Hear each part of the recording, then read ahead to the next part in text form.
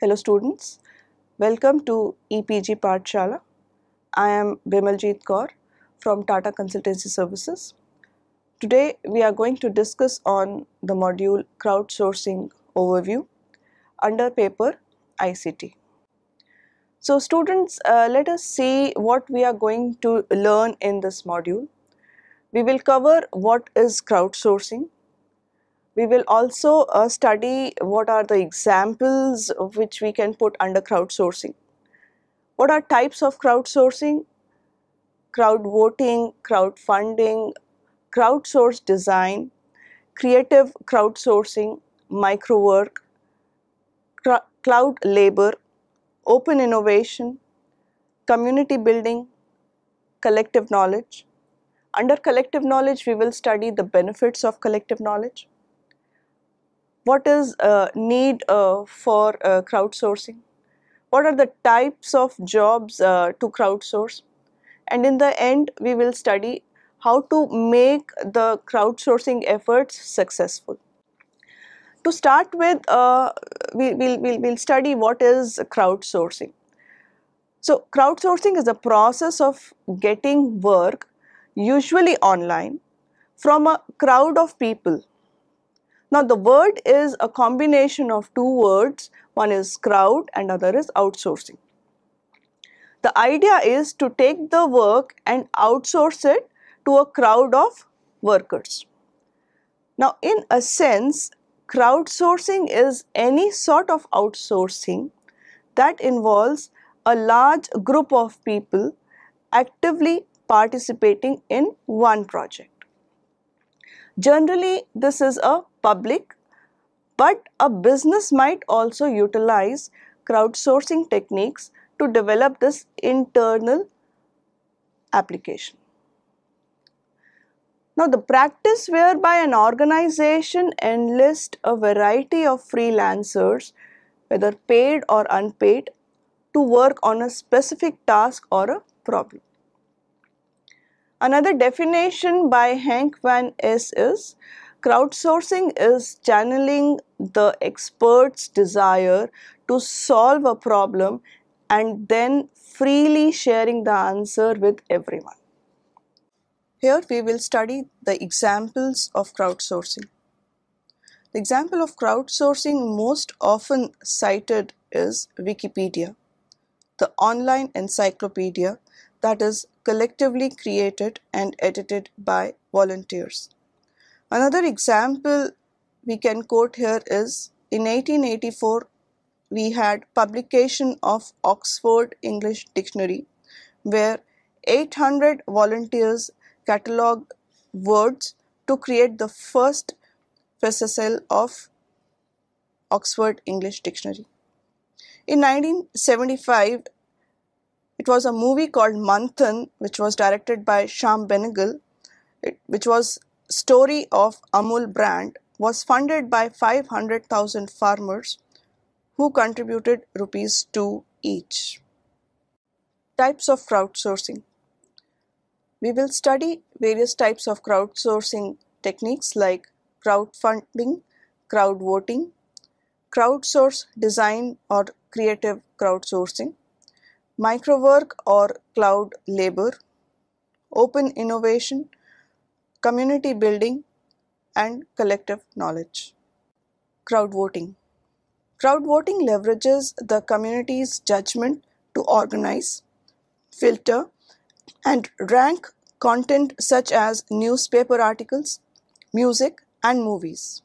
It is one of the most popular form of crowdsourcing, which generates the highest level of participation.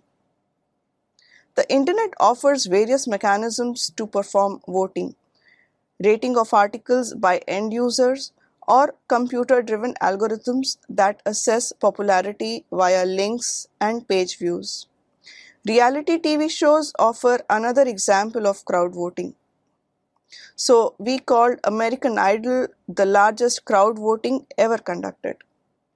Crowdvoting is based on 1:10:89 rule that states that out of 100 people, one person will create something valuable, 10% will vote and rate submissions, 89% will consume creation. Crowdvoting.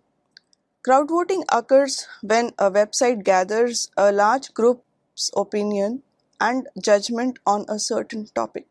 We have some examples like threadless.com. The site selects the t-shirts it sells by having users provide designs and vote on the ones they like, which are then printed and available for purchase.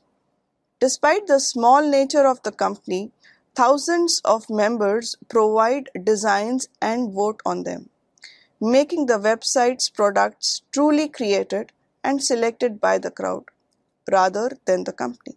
Some of the most famous examples have made use of social media channels like Domino's Pizza, Coca-Cola, Henken have thus crowdsourced a new pizza, Coca-Cola have crowdsourced the song, and Henken has designed the bottle of the beer respectively. Another example of crowdsourcing is crowdfunding. Crowdfunding is the process of funding your project by multitude of people contributing a small amount in order to attain a certain monetary goal. Now here the term says crowd and funding. Basically it means crowd is involved in funding a particular process. Financial contributions from online investors, sponsors, or donors to fund for profit or non-profit initiatives or enterprises. Crowdfunding is circumventing traditional funding mechanisms like bank loans or venture capital. In a sense, it says, let's see if we can get a ton of people to chip in a very small amount of money that in aggregate can help somebody to do something. Now, we have some examples of crowdfunding here. One is Indiegogo. It allows anyone to set up a campaign for free. A fee is charged on money raised. Writers, musicians, filmmakers, and visual artists often use this platform to fund projects, but anyone can post any type of campaign. Another well-known crowdfunding tool is Kickstarter. It is the biggest website for funding creative projects. It is the platform for funding creative projects. Campaigns include music, film, publishing, theater, and video game projects. Contributions are pledged and only charged when if the target figure has been reached. Crowdsource design or creative crowdsourcing.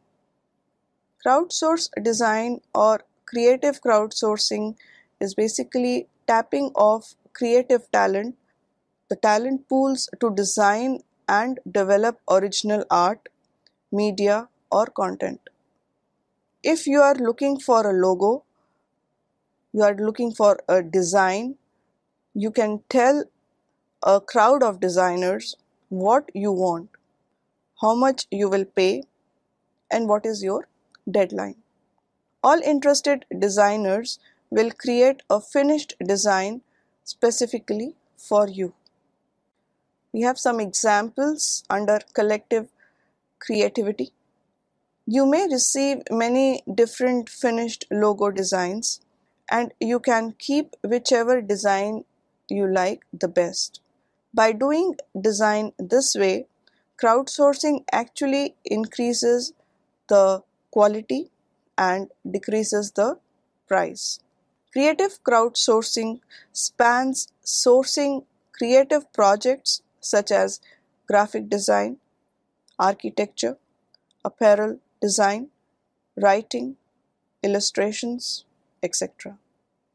Some of the better known creative domains that use the crowdsourcing model include 99 Designs, Design Crowd, CrowdSpring, Threadless, Genius, Rocket, etc. Microwork or cloud labor. Microwork is a crowdsourcing platform where users do small tasks for low amount of money. These micro workers are not necessarily providing the same wisdom that the earlier forms of crowdsourcing, such as open source software, did, because each are simply following instructions from the crowdsourcer.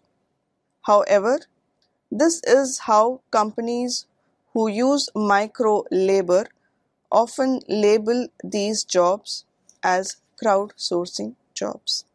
Leveraging of a distributed virtual labor pool available on demand to fulfill a range of tasks from simple to complex. The figure given below illustrates and mentions all the sites which can be used under this category of crowdsourcing. In this slide, we will study the examples of microwork. Crowdsourcing websites put the open call on behalf of clients who need the micro tasks to be performed. Examples of these include Amazon's Mechanical Turk, which offers virtual tasks to be done online from home, where each task requires very little time and offers a very small amount of payment. Another example is crowd.com. Open innovation. The term open innovation was first developed by Henry Chesbrough in 2003 when he published Open Innovation, the new imperative for creating and profiting from technology. According to Mr. Chesbrough, open innovation is the use of internal and other companies' ideas to develop new business. He identifies 5 key elements in the new innovation process, that is, networking, collaboration involving partners, competitors, universities, and users, corporate entrepreneurship, especially through corporate venturing, startups, and spin-offs, proactive intellectual property management, to buy and sell intellectual property and so create markets for technology, research and development, to obtain competitive advantage on the marketplace. Open innovation allows people from all aspects of business, such as investors, designers, inventors, and marketers, to collaborate into a functional profit-making reality. This can be done either through a dedicated web platform to gain outside perspective or used with only internal employees. The figure given below gives examples of sites that are involved in open innovation. Open innovation brings together people from different parts of the world and different sectors of the business to work together on a project. This can be done either through a dedicated web platform to gain outside perspective or used with only internal employees. If you are not sure of where to begin with an idea for a business opportunity, whether it's product design or perhaps a marketing firm, crowdsourcing can help through open innovation. This is effectively a collection of different fields and levels of expertise that would not otherwise be available to any budding entrepreneur. Some examples of open innovation. First example is GE Eco-Imagination Challenge. This is a platform in which GE reaches out to businesses, entrepreneurs, innovators, and students with breakthrough ideas on energy issues. There has been 2 challenges so far. Another example is from Xerox. Open Xerox is the place where you can experiment with technologies being developed in the Xerox labs around the globe. The next example is from SAP. The Global SAP Co-Innovation Lab, also known as COIL, network enhances the capabilities of SAP's partner and customer ecosystem through an integrated network of worldwide expertise and best-in-class technologies and platforms. Here we will study about community, about online community and community building. Development of communities through active engagement of individuals who share common interests is called your communities. An online community is a virtual community whose members interact with each other primarily via the internet. For many online communities, it may feel like home, consisting of family of invisible friends. Those who wish to be part of an online community usually have to become a member via a specific site and necessarily need an internet connection. An online community can act as an information system where members can post, comment on discussion, give advice, or collaborate. Commonly, people communicate through social networking sites, chat rooms, forums, emails, and discussion boards. People may also join online communities through video games, blogs, and virtual worlds. Groups that share an interest, a concern, or a passion about a topic, who deepen their knowledge and expertise by interacting on an ongoing basis, is also part of community building. We have examples given in the figure like Crowd Together, the blog TV, Fashion Stick, etc. This slide talks about building communities of practice. We have studied in the earlier slide what are communities. In this slide, we will focus specifically on communities of practice, which are nothing but a group of people who share a concern or a passion for something they do and who interact regularly to learn on how to do things better. Communities of practice are formed by people who engage in a process of collective learning in a shared domain of human endeavor. A tribe learning to survive, a band of artists seeking new forms of expression, a group of engineers working on similar issues, challenges, or problems, a clique of pupils defining their identity in the school, a network of surgeons exploring novel techniques, a gathering of first-time managers helping each other to cope. In a nutshell, community of practice, it's a group of people who share a concern or a passion for something they do and who interact regularly to learn how to do things better. Not everything called a community is a community of practice.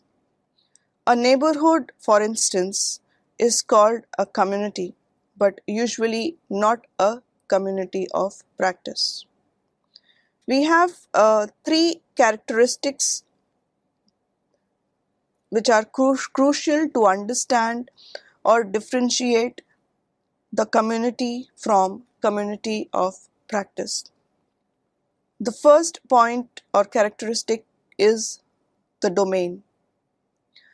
A community of practice is not merely a club of friends or a network of connections between people. It has an identity defined by a shared domain of interest. Membership, therefore, implies a commitment to the domain and therefore a shared competence that distinguishes members from other people. The second characteristic of community of practice is the community itself. In pursuing their interest in their domain, members engage in joint activities and discussions. They help each other and share information. They build relationships that enable them to learn from each other. So it is also called collective learning. The third characteristic is the practice. A community of practice is not merely a community of interest. People who like certain kinds of movies, for instance, members of a community of practice are practitioners. They develop a shared repertoire of resources, experiences, stories, tools, ways of addressing recurring problems or challenges. In short, it's a shared practice. Practice to get solutions for their problems. This takes time and sustained interaction is required. It is the combination of these three elements that constitute a community of practice and differentiates a community from a community of practice. And it is by developing these three elements in parallel that one cultivates such a community. Communities encourage sharing of digital teaching and learning resources. These communities of practice work towards creating quality learning resources for their respective subject areas. Collective knowledge or intelligence. Collective intelligence is a shared or group intelligence that emerges from the collaboration and competition of many individuals. Development of knowledge assets or information resources from a distributed pool of contributors.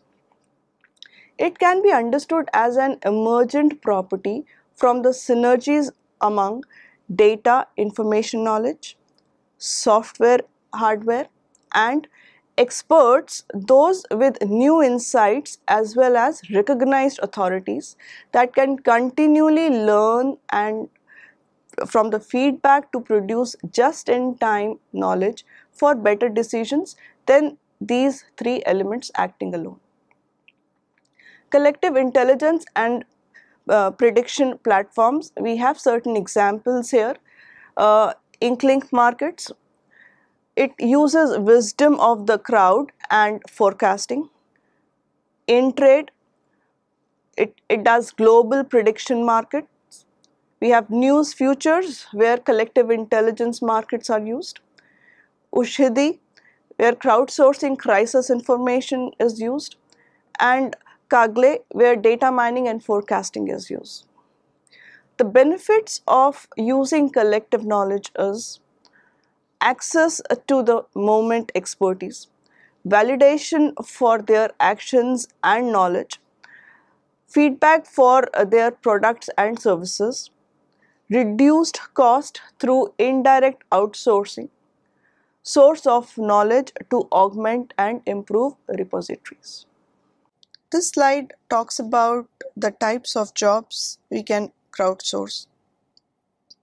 These are just the examples. Preparing test cases in which the functionality is provided, executing test cases, preparing documentation for project, for example, user manuals, preparing a design, for example, user interface screen, preparing a design for database design, reviewing the design, it can be database, it can be user interface, preparing an architecture, reviewing documents or design, code review, or security testing. These jobs are very specific to the IT section. We can crowdsource many other things like we have studied in the earlier slides. We have examples of crowdsourcing in the area of media and communication, in advertising. We have seen how our dictionary, Oxford Dictionary, was crowdsourced. Even the Wikipedia, which is the encyclopedia, has been crowdsourced. Even the brands, we have various brands, we have various songs that have been crowdsourced, like Coca-Cola. So one can typically crowdsource anything which one can imagine. It can be categorized under crowdfunding, or if it relates to design, it comes under creative crowdsourcing. The importance of crowdsourcing. Why crowdsourcing is important? Business leaders believe that their stakeholders, like consumers, employees, influencers, have valuable insights, and crowdsourcing people's insights are one of the main drivers for leading innovation and change. There is a significant body of knowledge on crowdsourcing, including business rationale, application areas, best practices, and case studies. The world is becoming increasingly collaborative and free-flowing. These days, it pays to open up at least part of your business to the public. It keeps you competitive and highlights your brand.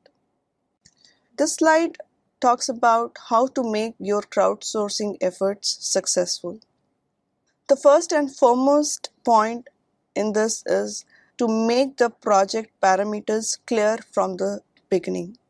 If you want to yield specific results, you need to be as specific as possible when writing up the instructions for the project.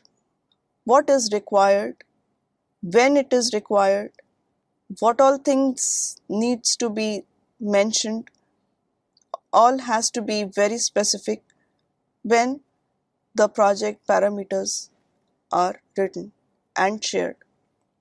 The second point is find the right cloud. It's important to select the right site for the right work. You cannot go to a site which deals with social cause and ask them to design a logo. You need to approach the right place, the right crowd, at the right time. The third point is finding the right incentive. We have another type of crowdsourcing called Microwork, wherein you provide some money to the people who do the work. So giving the right incentive is another important aspect for making the crowdsourcing efforts successful. Crowdsourcing actually allows anyone to participate. It allows many unqualified participants, and it results in large quantities of unusable contributions as well. Companies or additional crowd workers then have a sort through all of these low quality contributions.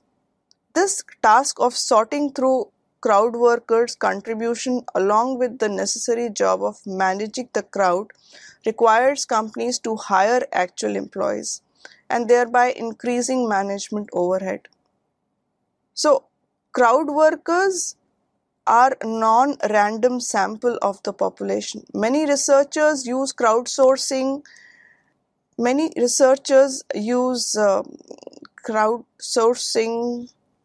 So, in this slide, we have studied how you can make your efforts on crowdsourcing projects successful. We have to keep in mind three important things. One, we have to ensure that whatever parameters we are keeping for building the project are clear and precise. The requirements are clear and precise. The second point, we are approaching the right crowd. And third point is we have the right incentives for the people who will be working for our project. So incentive, the right crowd, and the right requirements are the most important aspects to make our project of crowdsourcing a success. So students, in this module, that's the overview of crowdsourcing, we have studied the meaning of crowdsourcing and how it can leverage and help today's business world, especially in the IT sector. What we have learned here is various types of crowdsourcing techniques, starting from crowdvoting, crowdfunding, creative crowdsourcing, community building, building communities of practice, open innovation, collective knowledge, and benefits of collective knowledge. Under community building, we have understood how the communities of practice have used their advantage in gathering people of same interest to work on a particular task and get the benefit out of it. If you remember, what we have studied in collective knowledge is people with collectively we have gathered some group of people. They have worked on a particular project, used their expertise to resolve a particular problem. And we have also studied why the crowdsourcing was required. What was the need of crowdsourcing? Crowdsourcing was there in earlier times also. If you remember, we have studied the example of crowdsourcing, Wikipedia, wherein a lot of people get together to get the details of each and every topic and put it on that particular site. We have also studied another example wherein a lot of people, 500,000 people, contributed towards creating a particular movie. So this is another example of crowdsourcing. This module has given you the knowledge of how today's changing world is getting benefit, how the crowd is impacting today's world. We have mobiles, each of us are having a mobile in our hand. And just by a click of yes or no, we do a voting, which is another example of crowdsourcing. So this module have helped you in understanding the topic called crowdsourcing and how it can impact our day-to-day life. I hope the benefits of crowdsourcing will impact you and you will use the term crowdsourcing in your day-to-day life in doing your day-to-day activities. Thank you very much.